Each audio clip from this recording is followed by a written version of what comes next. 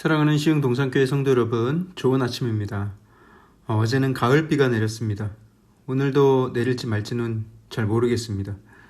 제가 날씨를 예상하는 듯한 발언을 할 때마다 거의 매번 틀리기 때문에 이제는 날씨에 대해 언급하는 것이 참 조심스럽습니다. 다만 비가 내리면 우리에게 단비를 내려주심에 감사할 줄 알고, 또 맑은 날씨가 주어지면 그 화창함에 감사할 줄 아는 우리 모든 성도들이 되기를 축복합니다.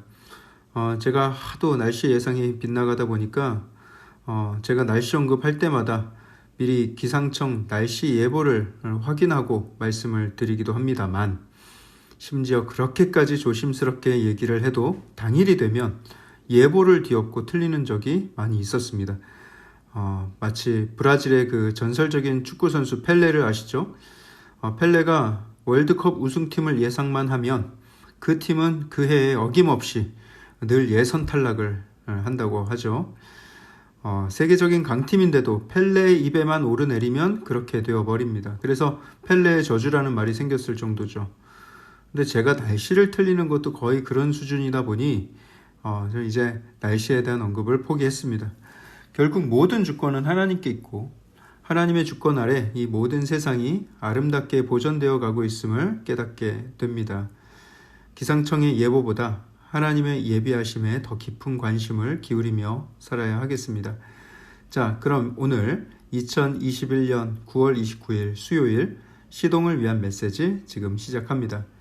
오늘 하나님께서 우리에게 주신 말씀은 출애굽기 22장 16절에서 31절의 말씀입니다. 출애굽기 22장 16절에서 31절의 말씀. 오늘 본문 18절부터 20절까지는 종교적인 범죄자들을 어떻게 다뤄야 할지에 대한 법을 기록하고 있는데요. 먼저 무당을 살려두지 말라 이렇게 명령을 하고 있죠.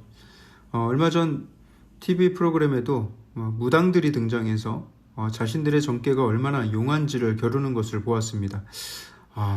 참 이건 좀 심각하구나 생각이 들었어요. 좀 옛날이긴 하지만 부채도사라든지 무릎팍도사라든지 요즘에도 그와 비슷하게 점집을 표방한 그런 예능 프로그램들이 나오더라고요. 이 메시지를 듣는 여러분들 중에 장두석의 부채도사를 아시는 분들, 여러분들은 참 옛날 분들입니다. 네. 실례합니다.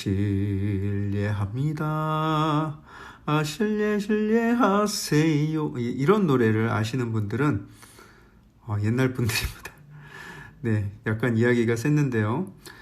사실 무당, 점집 이런 것은 상당히 영적으로 민감해야 할 영역입니다. 단순히 그냥 그렇게 예능, 개그 이렇게 희화할 수만은 없는 영역이라고요. 귀신, 사탄 마귀의 힘을 빌려서 미래를 알려는 것인데, 그 대가로서 그 박수무당의 영혼을 잡히는 것이죠. 사탄의 노예가 되는 것입니다. 그리고 그들의 신박한 능력을 이용하려는 것은 그 사악한 계략에 자기 영혼을 함께 내던지는 꼴이 되는 것입니다. 저는 실체는 보지 못하고 그냥 소문만 들었는데, 우리 시흥 동산교회 성도님들 얘기는 아니고요. 제가 들은 바, 교회를 다니면서도 신년이 되면 꼬박꼬박 점집에 찾아다니는 분들이 꽤 있다, 이런 이야기를 들었습니다. 지난밤에 송구 영신 예배를 드리고 왔는데 다음날 신년 아침 일찍 점집을 찾는다는 거예요. 충격적이지 않습니까? 또 저만 충격받은 것 같은데, 여러분, 그것은 어리석음을 넘어서 하나님의 심판이 임하는 굉장히 위험한 행동입니다. 멈추셔야 돼요. 미래를 바꿀 능력도 없으면서 미래는 알아서 뭐 하겠습니까? 그보다 처음과 나중 되시는 하나님의 보호하심 가운데 거하기를 힘쓰고 하나님의 선한 뜻이 무엇인지를 아는 것이 더 중요하지 않겠어요? 미래를 궁금해할 것이 아니라 하나님의 뜻을 궁금해해야죠. 그 뜻을 발견하여 동참하며 살아가는 것이 훨씬 더 현명한 일 아니겠습니까? 허탄한 것에 마음을 뺏겨서 두려움 속에 살아가게 만드는 그 악한 것들을 이제는 끊어내야 합니다. 얼마 전에는 제가 핸드폰에 앱을 깔았는데 거기에서 원치도 않은 알람이 가끔 이렇게 와서 보면 오늘의 운세를 알려주겠다는 거예요. 필요 없다는데 계속 알림이 와요. 그런 것들은 장난으로라도 호기심으로라도 열지 마시길 바랍니다. 맞고 안 맞고를 떠나서 오직 하나님의 뜻을 의지하여 살아가려는 그런 마음을 방해하려는 것이죠. 오늘 말씀은 상당히 단호합니다. 무당은 살려두지 말아라. 또 19절에는 수간하는 자들, 짐승과 행음하는 자는 반드시 죽여라 이렇게 명령을 합니다. 뭐 이것에 대해서 뭘 더 설명을 하겠습니까? 이 무슨 더러운 짓입니까? 거룩하신 하나님의 기준으로는 척결하는 것이 당연하지 않겠습니까? 20절에는 여호와 외에 다른 신에게 제사를 드리는 자를 멸하라 이렇게 명하십니다. 사실 이 세상에 다른 신이란 없습니다. 오직 여호와 하나님만이 유일한 하나님이시고 유일한 신이시죠. 그럼 다른 신이라는 것은 무엇인가? 사람이 만들어낸 신입니다. 우상이 그러하고 다른 종교들에서 신이라고 주장하는 것들이 다 사람이 만들어낸 신입니다. 그렇게 하나님께 드려야 할 제사를 존재하지도 않는 다른 신들, 만들어낸 신들에게 제사하는 이가 있다면 반드시 그들을 멸하라 라고 명하십니다. 이것은 10계명 중에 제1계명과 2계명을 어긴 자들을 가증히 여기시는 하나님, 엄하게 다스리는 하나님이심을 보여주고 계십니다. 우리가 명절 때 조상들한테 제사를 드린다. 여러분 그 제사 한 번 한 번이 얼마나 하나님 앞에 가증스럽고 큰 죄인지를 안다면 여러분 우리는 그 또한 속히 끊어내야 하겠습니다. 또 오늘 본문 21절부터 27절까지의 내용을 묵상하다 보면 상대방의 마음을 헤아리며 살아가는 것이 얼마나 중요한지를 깨닫게 하는데요. 오늘 이 명령들을 보면 하나님이 연약한 사람들을 또 얼마나 긍휼히 여기시는지를 또 금방 알 수가 있습니다. 21절을 보면 이방 나그네를 압제하지 말라 기록하고 있죠. 그들 학대하지 말라. 너희도 이방 땅에서 이방 나그네였지 않냐라는 거예요. 여러분들 중에 이민자로 살아보신 분이 계신가요?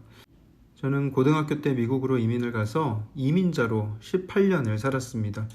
물론 이민 간 지 10여 년이 지난 후에는 미국 시민권을 따서 시민의 자격을 부여받았지만 여전히 미국은 저의 고국이 아니어서 그런지 이방인이라는 느낌이 늘 있었어요. 그런데 참 감사한 것은 제가 미국에 있는 동안에는 인종차별이나 어떤 부조리한 대우를 받거나 하는 경우는 거의 없었습니다. 많은 분들이 저한테 그런 질문을 하세요. 미국엔 눈에 보이지 않는 차별이 있지 않냐, 힘들진 않았냐 라고 묻는 분들이 계신데 대부분들의 미국인들, 제가 만난 거의 모든 미국인들은 정말 좋은 마음으로 저와 저희 가족이 그 땅에서 잘 적응할 수 있도록 정말 헌신적인 도움을 주신 분들이 더 많았던 것 같아요. 제가 한국에 오니까 저는 오히려 여기서 외국인 신분이 또 되었습니다. 미국에서 18년을 이방인으로 살았는데 고국에 돌아오니 여기선 또 저보고 외국인이래요.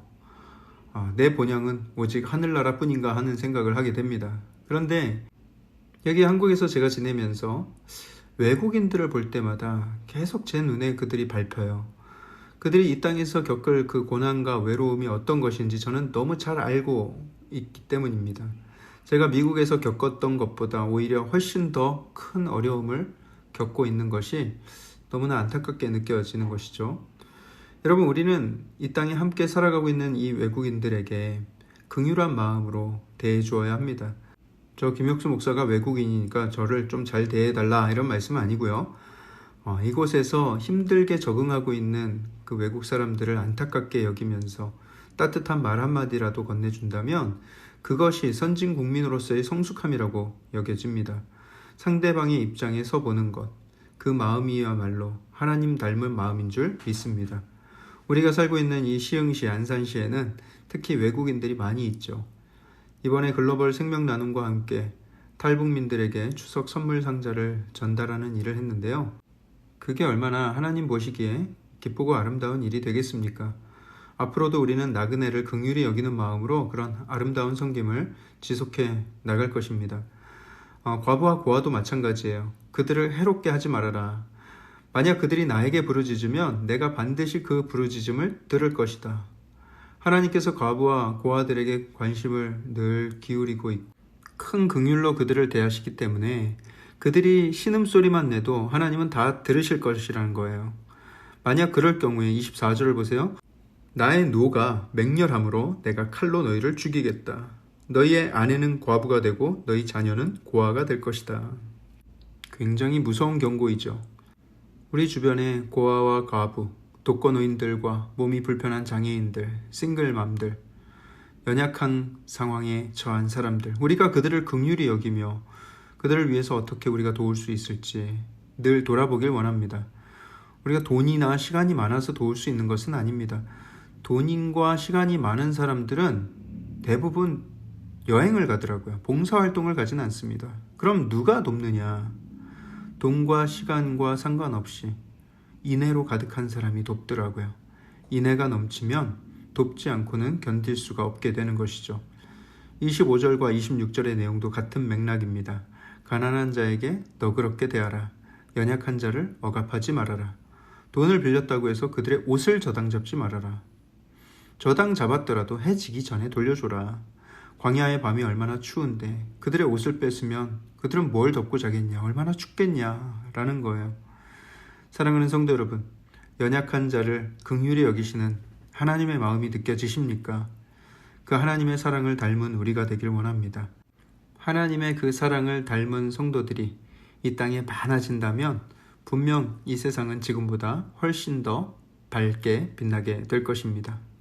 기도하겠습니다. 사랑의 하나님, 오늘 우리에게 알려주신 이 율법들은 하나님의 마음을 잘 보여주고 있는 듯 합니다. 하나님께서 얼마나 큰 긍휼을 가지고 연약한 자를 돌보시는 하나님이신지, 하나님, 우리는 그 귀한 사랑을 닮아 우리 또한 그 사랑을 실천하며 살아가기를 소원합니다. 내 마음의 욕심과 이기심을 버리고 그 사랑을 많은 사람들에게 전하며 살아가는 나의 삶이 되게 하여 주시옵소서. 모든 말